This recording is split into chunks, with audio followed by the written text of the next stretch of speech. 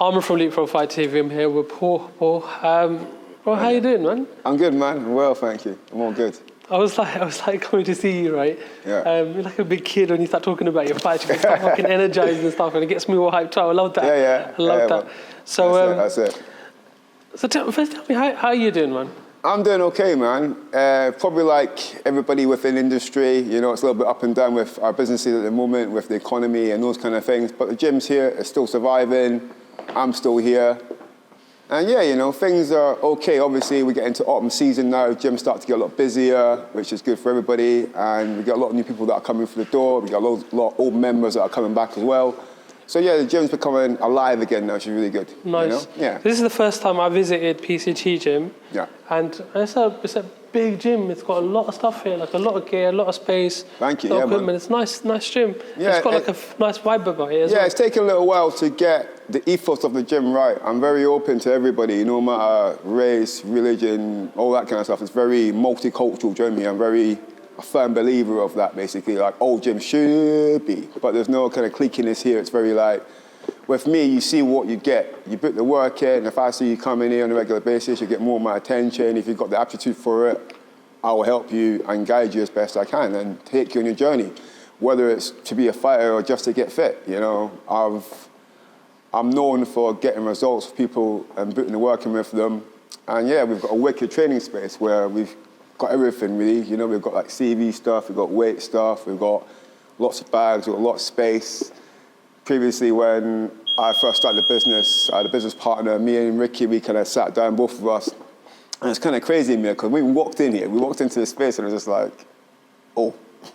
It was just a blank canvas with like nothing in it. And we're a bit like, we built off a bit more than we could chew. And over the years, it's like, we've just made it work and we've adapted the gym. We kind of started, obviously you can't see it on camera now, but the gym started across there and we moved the wall back. The wall that's behind me now, as you can see, that's been moved about 3 times. Oh, okay. So we've rearranged the wall kind of thing to make the space. And as the gym's grown, we've expanded the space and added a bit more stuff to it, saved a little bit of money.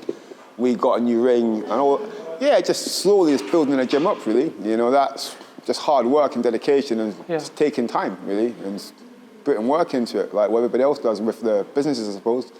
But I've got real passion for it, and you know, yeah, if I do something, I'm going to do it right. I'm not going to mess about. I don't cut corners at all, really. So like last time me and you sat down, that was just before the last Warrior Heart show. That was, our interview got cut short just because we ran out of time. Yeah, a little bit hectic on that day. Now, in terms of that show, you had that 4-woman fight, the 4-woman tournament. Oh, yeah. That was mad. So talk me through that. Talk me through how you matchmaked it. And tell me how you thought it went. Because I know how I think. How did you think it went? That Warrior Heart tournament, that particular one, really caught my eye. Because the whole thing about the tournament, it takes a certain type of fighter to enter that. It's not for everybody, you know. And then when I was setting it up, I was in contact with a lot of different gyms. And, you know, the few people that wanted to enter it, and I was like, yeah, cool. But as we started to filter it, it got a bit more serious. So we're really like 4 contenders that were really stepping forward. And, you know, I spoke to all the coaches, we explained what it's about, all that kind of stuff. And yeah, it came together. And obviously we had McKenna Wade, we had Shauna Kirby, Tasmin, Rosalind from Unit 21, and I believe the other female fighter was Jenny Pang from Sobitai. Oh, yeah. I might be saying that name wrong, sorry. And they're all talented, strong women. But not being biased or anything, you know, as a promoter, you always have your eye on certain ones. And it's like, you know what, it's like this is open to them all. But, you know, as it drew closer to it and you're kind of watching like people's highlight posts and things like that, you're kind of getting a bit of a like, you know, who's really going to come for this? And, you know, it was one of those ones where it was open to anybody. You know, we'd done the match on the day before. They all picked it out of the hat, so it was anybody's guess who was going to match with who. It wasn't kind of set up to that person fights that person. It was like just rocking the draw. And like what I say, you know, people that watched it on Leapfrog, people that were there, you seen what happened. It was an amazing tournament. Yeah. And these 4 women came out wanting it. Obviously, the 2 that shone out most, in my opinion, was Shauna and McKenna, because they both met in the final. Shauna was strong in her round, and McKenna as well. And the two of them were just, from the minute the bell went, it was fireworks, you know? And it was really interesting to see, the tactics used by different camps. But yeah, it was a really good event, and I really liked it.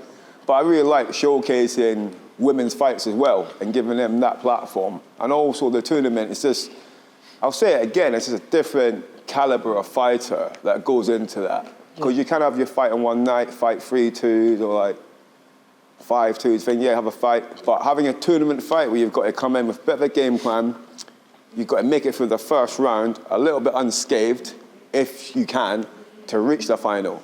And then once you reach the final, you've got someone that's trained just like you, that's as hungry as you, that wants it. And it's a real test of the acumen to the fighters and to the trainers, the way that they put them into it and how they train them.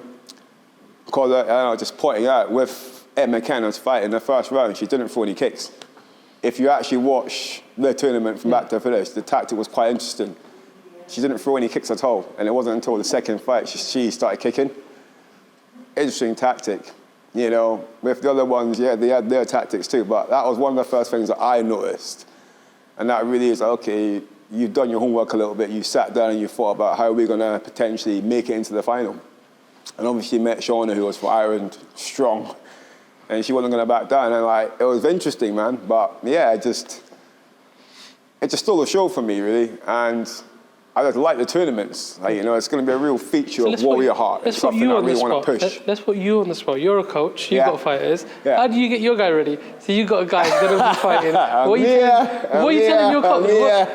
What are you telling your fighter? What are you saying to that's him? a secret sauce in me, man. Come on, you've seen what I've done with Jamie Petch over the last 5 years, his career has blossomed very well as an amateur. He's gone into a pro. The kid's I think he's coming off a 6-win streak at the moment. Yeah. What's my formula? Nice. Yeah, Good. I'll leave it at that. I'll say 3 things. Hard work, dedication, and commitment. Commitment. That's what you have to give me. If you give me that as a fighter, I'll take you all the way, as far as I can. It's funny you say that, right? Because before you, I interviewed Jamie and because he's coaching now. Yeah. And it's those values, right, that you just said there are the same values that he sees in his fighters. And he goes, he didn't say the first 2, but he's talking about commitment. He's talking about how important commitment is and what he looks for. So it's interesting. There you go, that's from the teacher to the student. It's now running his own thing, and they're passing the same knowledge on. That's the lineage there. Yeah. And I think I got that from my coach, Paul Murat, from the Bloodline Gym. When I first started doing this, when I was 26 now? No, 46. It was my birthday yesterday. Obviously, it's going to go out a few days. So I've been in the game for 20 years now. Yeah. I'm not saying that I know it all, but, been around a little bit, you know what I mean? And it's good to see it getting passed on, Like I say, now Jamie's obviously still fighting, still representing the gym, still on his own path, to glory. But he's also now started doing his own little thing, which is, I've encouraged that and I've supported that, and it's kind of good that he's now nurturing his own people. Yeah. And it's going to be very interesting because, he's going to bring some of his guys to Warrior Heart. So that evolution of being with me, still with me, doing his own thing, but now he's stepping up to his own thing with his own guys. That's the whole thing about the sport. So let's touch on that a little bit, right? Because it's quite interesting. It's interesting when you get opportunity to speak to a promoter and a coach. It's always interesting, right? Because there's different perspectives. Yeah. And you get a lot of coaches that like to lock their fighters in. I fucking own you now. Do you know what I mean? Anything you do has to be related. And I think it's a testament to yourself. Jamie started his own gym. Yes. And I'm not going to name names, but there's a lot of coaches out there, or gym owners, that would have chucked the toys out of the pram and all of this stuff. But you didn't. You, if anything, Jamie will testify to this, you were very supportive of him. Yes. And the fact that you're giving his fighters opportunities to fight on your show. What does that mean to you? What do those relationships mean to you, more than just coaching? A couple of things. I believe as a good coach, as a trainer, if you've got a fighter that is at a high level, he needs to train with other people.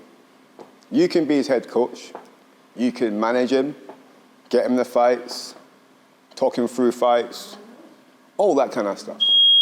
But as a coach, if you want your guy to do well, then get onto these bigger promotions, not naming promotion names, can't really like that. I love Glory. Everybody seems to like one, but you've got loads of them. But if you want your guy to do well and be successful, as a coach, you have to let them go. In the sense, not let them go, but encourage them to train with other trainers. I encourage Jamie to train for a boxing coach. I'm a kickboxing, Muay Thai coach, striking coach. Yeah. That's what I've done for 20 years. Got a degree in sports sciences, highly qualified, but I know my specialism. Yeah. I'm not a boxing ABA coach. I say to my Jamie, yeah, box with a boxing coach. They might teach you a few things, just turning that shoulder more, just tweaking it, that's gonna get you more. I encourage Jamie to go and train with guys that are better than him. I encourage him to go to these gyms that are in London because one, he's getting more experience, he's out of his comfort zone, Yeah. and also he's growing as a fighter and he's maturing as a fighter. If I keep him in Bristol, in this little pond, it's okay for him. Yeah, wicked cool, be king of Bristol, be king of the Southwest, but once I take him out of Bristol and we start going to these other bigger shows, and he starts getting his ass handed to him because I'm keeping him a little bubble here, coating him up in some little thing like that, you're doing really good, then questions get answered. Questions get answered about the fighter and the coach. Yeah. And with Jamie, I trust Jamie, and I know Jamie as well, because he's been for 5 years. It's not even going to trust him to go to another gym. I encourage him because he knows where his home is, he knows who his coach is, and he knows where his base is. Everything he's created, we've made together between me and him. I've said to Jamie from day one, from the minute I met him, I said, no BS. He walked into a gym that I was training at, had him on pads. I said to him straight away, I'm going to make you a world champion. And to this day, I stand by that testament. Just his attitude, everything. And yeah, Jamie's doing well now, you know, he's won loads of belts, blah, blah, all that kind of stuff. And yeah, he's living in London now. I see him twice a week when he comes down to me. He could easily be like, you know what, Paul, I'm now going to start going to ABCD. He's still loyal to me. Because one, it's loyalty, but also it's respect. But he also knows I can open a lot of doors for Jamie and vice versa. And I'm with you in the changing room when you win. And everybody's celebrating and it's all happy days and we're all on the socials. And I'm with you when it's just me and you, bro. And there's no one there to be picking us up and maybe we've had the bad fight. I'm there in good times and the bad times. But I encourage my fighters to blossom and to spread their wings. Because once they get to that certain elite level, where I say it again, it's not being arrogant, but you have got the Sunday League, Division 3, Division 1, Division 2, and you've got the Premier League. I kind of categorize things a little bit like, not like football, but you know, you've got level of fighters that are in the Premier League, that are in the UK, that are in, I wouldn't say like the top 50, but you know, you've got certain names that are on the socials, that are doing numbers, they're fighting all the time. I consider these guys in the Premier League, they're the higher level ones. But then you've got other ones that are a bit more, you know, that are getting up to that level, but are still not there.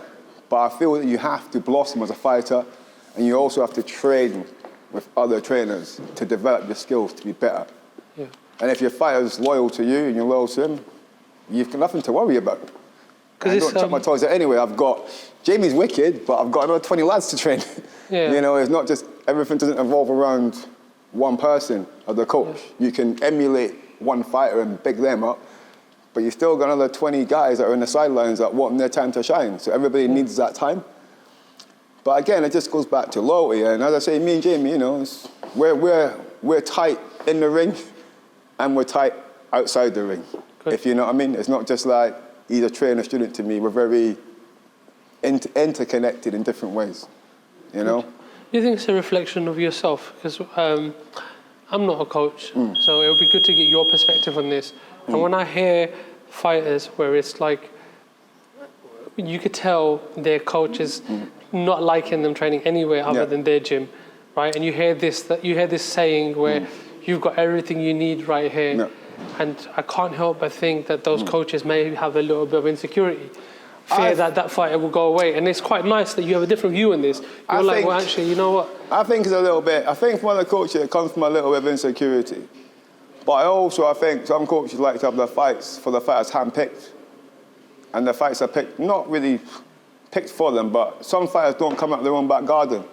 They stay in their own back garden 4 or 5 years, fight record of 20 fights, no losses, and then you come up against someone that's like, I don't know, 8 fights or something, and then you get your ass handed to you. Yeah. And then the coach starts asking, oh, why are you doing this? Or then the fighter actually starts saying, you know what, oh, this is not for me, I'm just gonna quit. I've seen fighters have careers or have records that have been 6 and 7 undefeated. And then they've met a person and then it's just been crushed. And then the fighter suddenly retires the next day or 2 days later, it's like, oh, I'm not doing this anymore. Yeah. Why has the coach kept you in the gym and kept you around that secure bubble, picking you up, making you into something? Why does it not let you go free and let you experiment? Yeah. And I always say again, you know, the bigger cities, the bigger towns, you've got sharks and killer whales. In the smaller cities, you know, you've got streams and ponds. you have to swim down the stream to get out of the pond and then go to the sea. And then once you're in the sea, it's sharks and killer whales. And then the sport that we're in, it's survival of the fittest. So I think as a trainer to keep the student in the gym in their own little bubble is a bad thing. You know, I think it does show a bit of insecurity with the trainer. I think it also might show the aptitude of the fighter as well. Because sometimes fighters are built up and, you know, sometimes they are really good. But sometimes if your fighter's not taken out of his comfort zone, then how are they going to get better? And some coaches don't like to come to other promoters' shows because maybe the matching for them is not suitable. Maybe they don't want to come to that thing because, you know, they've maybe met them in a club or something and they can see their guys are quite good in the club and it's actually... So I do think a lot of it does come down to coaches' egos and insecurities and not having the confidence within their fighters. I'll be honest with you, with me and Jamie, I've taken Jamie out of his back garden so many times. We've gone to Lincoln, we've gone up north about 3 different times. Yeah. We've walked into rooms where people are screaming the opposite person's name, like, Ray! And we walk out and it's silence. And by the end of the fight, people are screaming for Jamie. They're like, Rob, that kid is really good. We've done that on multiple occasions. He thrives off it. We thrive off that. But if I always kept Jamie in Bristol and kept him in Cardiff and Wales and just kept him in the Southwest and didn't really take him to any of the bigger shows in London like Muay Thai Grand Prix or Super Fight Series, but just kept my little bubble, how good do you think Jamie Petch would be now? Yeah, definitely. And that is, me as a coach, I'm not... Yeah. I encourage Jamie to go and train. But that's part of coaching as well, though, isn't it? Yeah. Because people don't view it. It's part of coaching. Yeah, it's part of coaching. He's learning from it. I can give you so much, and I can take you so high, but I also know that we need to tweak this now. Yeah. If we want to be a world champion, if you want to be that world champion, we need that extra bit of like rounds of maybe that particular guy or this coach, and maybe I'm a good pad holder. I'm like a goat, but there's other pad holders that are good as well. Maybe my style of pads is good, but you might want this guy because maybe he's just a bit more sharp and he's a bit more better in the box. Mix up your training. It develops you as a fighter. When we look at all the good fighters that are out there now, most of these guys are training with other trainers. They've got their main head coach that supports them they're in the corner and they're the one that get... But, you know, I'm not naming names, but some of the bigger names that you look around, when you see them on the social, they're training with multiple trainers. They're not just training with one guy. They're training with this guy, and that's what's making them a better fighter. Yeah, I think you hit the nail on the head right there. Yeah, and that's what's giving them that elevation to be great. And that's what the sport's about. And as coaches, as a fighter, I've been a fighter, being a trainer, now a businessman and a promoter. It's hard work being a fighter, basically. It's fun, but it's a young man's game. Yeah. And when I say a young man's game, you can start this from 7, 8, 9, 10, do it all the way up to your 30, but you can also start this when you're like 17, 18, all the way up to 22, but you've got a certain shelf life for greatness. And that shelf life, in my opinion, is probably about 22 to about 30. In Thailand, the Thais cut off training about 30, 32. For your term, that's old, you know. You know, like, obviously you've got the ones that are a bit more famous things, but normally, like, when they're out there, when they get to like 30s, they're like, you know, that's, for them, that's kind of a bit older kind of thing. The younger guys are coming through, like 21, 22, 27, 27, 22, 30, you're in your prime. So you've got to use that time as a fighter to nurture your sport. And as a trainer, you've got to always acknowledge when your fighter is at a certain age, you know. With Jamie, he's now turning into a young man. He's now got the manly strength. The boyish face is now gone. But I can also see it's like, it's time for me to nurture you in different ways and let you spread your wings and encourage you, going back to the same question, to train with other people. It's not my ego. I'm not insecure of it, because I know you're going to come back to me, because look what we've done. Yeah. And we've got more to go. So, yeah. So let's talk about Warrior Heart. Yes. So let's talk about Warrior Heart. So the last show, we touched a little bit about the 4-woman tournament, which was sick. It was wicked. Yeah. Tell us a little bit about the 18th of November, what you got planned for us, what you got planned for fight fans on the 18th of November, and kind of generally, where's Warrior Heart going? So, yeah. A few questions there. Well, I think the first one with Warrior Heart is I just want to really aim at grassroots fighters and build up the youth. And young people, not even young, but young fighters that are coming from that level of like, you've done your inter club, you're now stepping into kind of like early novice, kind of amateur fights. And I'm aiming to show a lot around that. Obviously, I've got semi-pro fights and pro fights as well. We kind of move up the ladder. So when you come to Warrior Heart, you're seeing the raw novice, then you're seeing the kind of like amateur, then the semi-pro, right up to the pro. So you can see the levels that you have to be. Like what I say again, a little bit back to football, Sunday League, Division 3, Division 2, Division 1, the Premier League. So with my show, you can see the levels right up to the main card. And obviously to the tournament as well. That's like Premier League level, you know, like the guys that are there in the tournament itself, you know, between them, what was it? I think between them, I'm not exaggerating this, but I think between the three of them at the moment, they've had about 200 fights plus when they're all combined, you know, like one of them's had like 100 amateur fights. So yeah, it's serious levels really. But I think with Warrior Heart, what I'm trying to do is just trying to build a platform in the Southwest for fighters, because I don't really see a lot of other promoters going down the road that I'm going down. I'm really making a real emphasis of the tournament, actually offering fighters prize money, like kind of fight money, because a lot of times it's not really done. You know, I think that gives it a little bit more extra. I'm also, just really putting the boat out there a little bit, you know. So in terms of pushing the boat out there, right? Because you say it really lightly, and you just showed me the venue down there, which is massive. So it's not pushing the boat out. You're going sailing as well. Well, so, I don't know. It's the kind of thing where it's like I said before. If I'm going to do something, I'm going to do it properly. Yeah. And I've had 4. This is my 4th event now that I'm doing. And you know what it's like in your first one, you get a bit excited. You want to do it all like big. The second one, you pull it back a little bit, but you still get a bit excited again. The third one, you really start to pull it back and actually think, okay.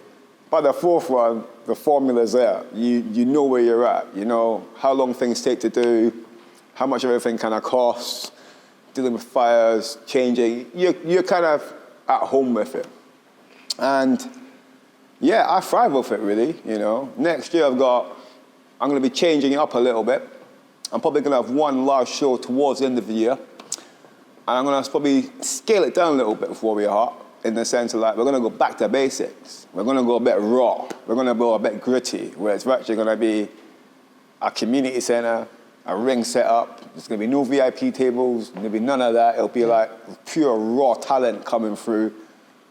And it's going to be a little bit like, not a cliche to say it, but the road air to Warrior Heart. Because we're all doing roads now, eh? So you're going to road to like my event. And obviously the little ones that we do will be a footstone for the bigger one and let people know. But now we've built the brand, people know what we do, it's out there. So we're going to scale things back a little bit next year and aim for a bigger show. But this one, it's not really scaling it back though, is it? It's not scaling it back. We're doing something. We've got a few things going, man. You're like the worst promoter, right? I'm not scaling. Right, I'm going to go from like 2 shows a year to about 3 or 4 shows, and I'm scaling it back. How's that work out? Do the math, mate. In the same way, we're scaling it back in the same way. Like when I say scale it back, the smaller shows will be no glitz, no glamour. It will actually be a ring and a community centre, probably about 200, 300 max. There'll be no VIP seats because everybody will be able to see the ring because the ring's going to be in the centre. The production might be a bit less, but it'll be raw. And it'll give people the opportunity, again, that I say, that are up and coming, to fight on the show. Yeah. And then obviously if they fight on the show and I see them and they build a good performance, I'll ask them back again. And potentially, you know, if it's a good performance on, they've got the road to Warrior Heart, they've got the bigger show at the end of the year, which a bit more glitz and glamour. It's live streamed. It's VIP tables. It's a bit more you've earned the grade to get there, you know? And I think, yeah, it is skill. In my way, it's scaling it back a little bit, but for you, it might not be. But yeah, I've just got, you know, I've always got a few things. I'm always trying to think a little bit out of the box when I do Warrior Heart, you know. On this particular one here, I think this will be the biggest show that we've done to date in the sense of like, touch wood, things always happen, people always change and pull out, but we're probably looking at about 27 to 28 fights confirmed. And these are confirmed fights. These ain't like, you know, these are some reputable good gyms. On top of that, we've got the tournament. On top of that, I've got something else that's going to happen in the interlude that I'm not going to tell anybody about. But if you're at Warrior Heart, and if you're buying the pay-per-view, or you're watching a live stream, you'll definitely see it. And I'll tell you this has never been done on a combat sports show in the UK, as far as I know yet. And it's definitely out of the box. Yeah, so that's going to be in the break.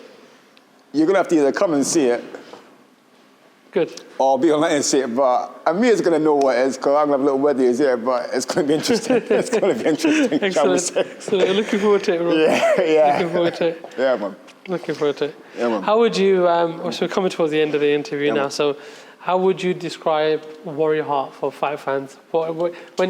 When a fight fan watches Warrior Heart, what can they expect from a show that you're promoting? Quality over quantity. Excellent. Quality over quantity,